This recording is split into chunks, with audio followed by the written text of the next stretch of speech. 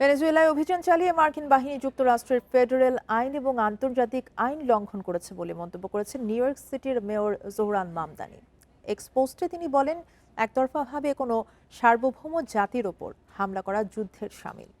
এ বিষয়ে আলোচনা করতে মিরপুর থেকে আমাদের সাথে যোগ দিয়েছেন জগন্নাথ বিশ্ববিদ্যালয়ের রাষ্ট্রবিজ্ঞান বিভাগের সহযোগী অধ্যাপক মেজবাউল আজম সওদাগর। আপনাকে স্বাগত জানাচ্ছি আমাদের আজকের সংবাদে। এবং আপনাকে আসলে যে প্রশ্নটি শুরুতেই করতে চাই সেটা হচ্ছে, এই যে অন্য রাষ্ট্রপ্রধানকে যুক্তরাষ্ট্র এভাবে আটক করলো, এই আটকের বিষয় নিয়ে আন্তর্জাতিক আইনে কি বলা হয়েছে?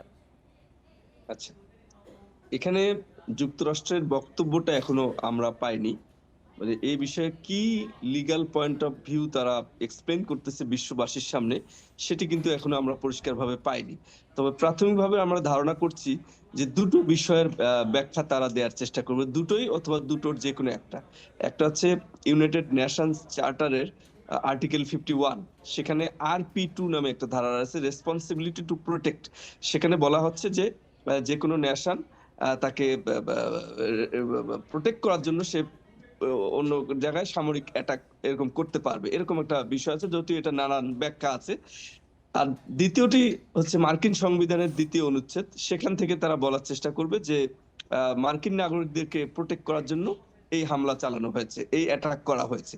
এবং এখানে যে বিষয়টা সামনে আনা হবে সেটাকে আমরা তারা হয়তো বলার চেষ্টা করবে যে, যেটাকে আমরা বলছি যে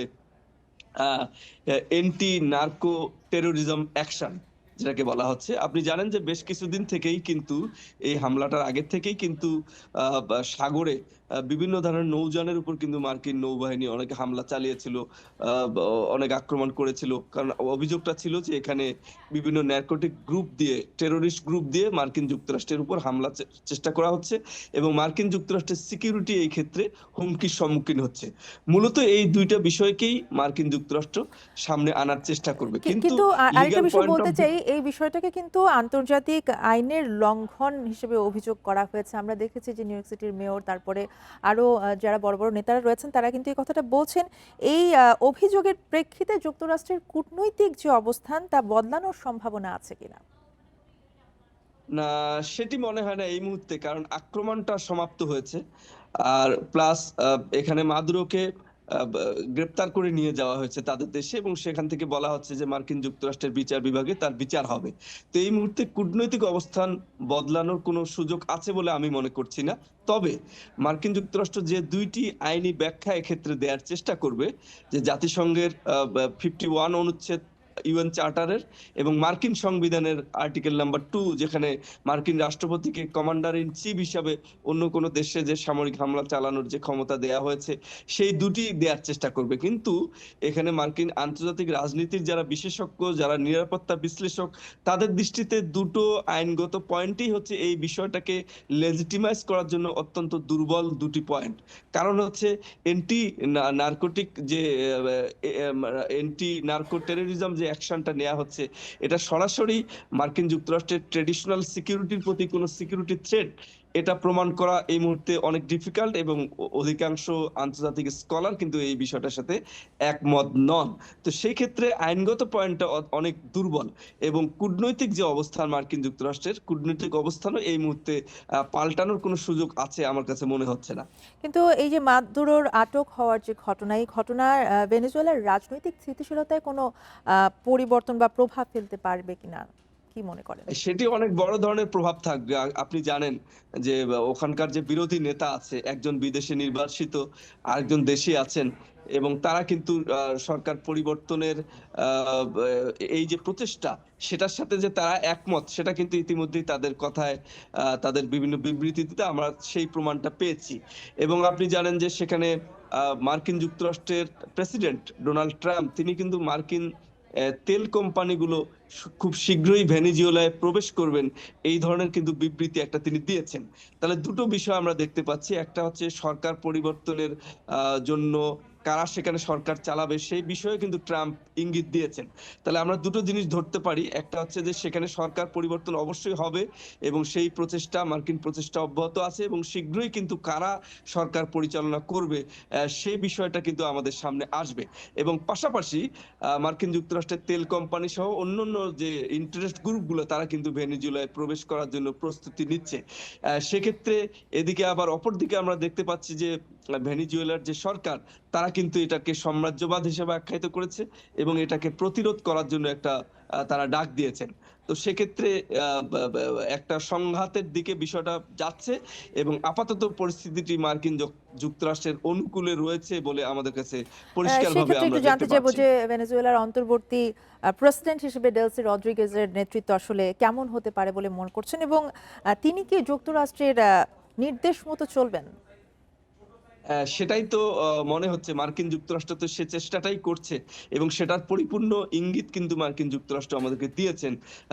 ডোনাল্ড ট্রাম্প কিন্তু তার বিবৃতিতে পরিষ্কারভাবে তিনি বলেছেন যে কারা এই সরকারটা চালাবে তাদের প্রস্তুতি সেই প্রস্তুতি নেয়া হচ্ছে এবং শীঘ্রই সবাই আমরা জানতে পারবো। এই বিবৃতি থেকে মনে হচ্ছে যে অবশ্যই সেখানকে যে সরকার হবে সেই সরকারটি মার্কিন যুক্তরাষ্ট্রের কথা মতোই চলবে। কিন্তু এই যে এই ঘটনায় আসলে লাতিন আমেরিকার অন্যান্য দেশের রাজনৈতিক অবস্থান এবং নিরাপত্তা কৌশল নিয়ে যদি বলি যে কিভাবে প্রভাবিত হতে পারে? আপনি কার প্রভাবের কথা বলছেন? লাতিন আমেরিকার যে অন্যান্য দেশের রাজনৈতিক অবস্থান, সে অবস্থান এবং নিরাপত্তা যে কৌশল সেটা কিভাবে প্রভাবিত হতে পারে? আচ্ছা, সেটা কিভাবে যে এই বিষয়টাতে আ বিশ্বের সব দেশের মানে মার্কিন যুক্তরাষ্ট্রের যে এলাই স্টেট গুলা রয়েছে, তাদের পরিষ্কার অবস্থান কি এখনো সম্পূর্ণভাবে জানা যায়নি। তবে প্রাথমিকভাবে এটা ধারণা হতে পারে যে মার্কিন যুক্তরাষ্ট্রের যে এলাই স্টেট গুলা রয়েছে, সেই এলাই স্টেট গুলা কিন্তু ট্রাম্পের এই পলিসির সাথে অনেকেই হয়তোবা একমত নাও হতে পারেন। তবে সেক্ষেত্রে তাদের সেই দ্বিমত মার্কিন যুক্তরাষ্ট্রের যে অবস্থান, ট্রাম্পের যে এই ক্ষেত্রে যে পলিসি, সেই পলিসির উপর ব্যাপক কোনো প্রভাব পড়বে না।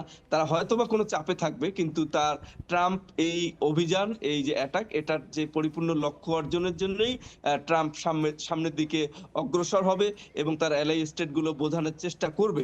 তবে সেক্ষেত্রে যদি কোনো বিরোধিতা আসে সেটাও ট্রাম্পের এই অবস্থানের ক্ষেত্রে কোনো ব্যাপক কোনো প্রভাব পড়বে বলে আমার কাছে মনে হচ্ছে না। আরেকটা বিষয় একটু জানতে চাইবো যে শান্তিতে নোবেলজয়ী মাচাদো হামলার পরে বলেছেন যে ট্রাম্প তার অঙ্গীকার রক্ষা করেছেন, যেখানে আমরা জানি যে ভেনেজুয়েলার ৪০ জন কিন্তু নিহত হয়েছেন। তো একজন শান্তিতে নোবেলজয়ীর এমন মন্তব্যকে আপনি কিভাবে দেখছেন? আচ্ছা, সেটি পরিষ্কারভাবে এটি মনে হচ্ছে যে তার বক্তব্যের মধ্য দিয়ে তিনি কিন্তু দেশ থেকে নির্বাসিত ছিলেন এবং তারা যে ভেনেজুয়েলায় সরকার পরিবর্তনের জন্য তারা যে সচেষ্ট ছিলেন এবং মার্কিন যুক্তরাষ্ট্রের সাথে তারা যে দীর্ঘদিন ধরে কাজ করছিলেন যে কোনোভাবে যে ভেনেজুয়েলার সরকার পরিবর্তন করা যায় কিনা এবং মার্কিন যুক্তরাষ্ট্রের যে পদক্ষেপগুলো রিসেন্ট নিয়েছে সেই পদক্ষেপগুলোর সাথে তারা যে দীর্ঘদিন থেকে কাজ করছেন, এটা থেকে এটাই প্রতীয়মান হয় যে এর সাথে সরাসরি তারাও জড়িত রয়েছে। তাদের সাথে একটা সুসম্পর্কের ভিত্তিতে কোঅর্ডিনেশনের ভিত্তিতে এই কাজটা কিন্তু মার্কিন যুক্তরাষ্ট্র করেছে। তো এই ধরনের কোঅর্ডিনেশন ছাড়া কিন্তু এত নিখুঁত অপারেশন সম্ভব কিন্তু নয়। তো সেক্ষেত্রে আমরা বলতে পারি যে তাদের যৌথ উদ্যোগেই এটা হয়েছে এবং আপনি নোবেল পুরস্কারের যেটা কথা বলছেন, দেখুন নোবেল পুরস্কারটা যে পায়, আমরা এটা সবাই জানি যে আন্তর্জাতিক রাজনীতিতে নোবেল পুরস্কার প্রদানের ক্ষেত্রে মার্কিন যুক্তরাষ্ট্রের একটি ব্যাপক প্রভাব রয়েছে। সেক্ষেত্রে মার্কিন যুক্তরাষ্ট্রের পলিসির বিরোধী কোনো অবস্থান আ তারা কিন্তু নোবেল পুরস্কারের জন্য খুব একটা মনোনীত হওয়ার নজির কিন্তু পৃথিবীতে নেই। তো সেক্ষেত্রে আমরা বলতে পারি যে নোবেল বিজয়ী হোক সেই বিষয়টা এখানে বিষয় না। বিষয়টা হচ্ছে মার্কিন যুক্তরাষ্ট্রের সাথে কোঅর্ডিনেটের ভিত্তিতেই এই যিনি নোবেল বিজয়ী তিনি যে এই কাজকে সমর্থন জুগিয়েছেন, এখনো যোগাচ্ছেন সেই বিষয়টা কিন্তু পরিষ্কার আমরা বুঝতে পারছি। জি, জনাব মেজবাহুল আজম সওদাগর, আপনাকে অসংখ্য ধন্যবাদ আমাদের সাথে আলোচনায় যুক্ত হবার জন্য।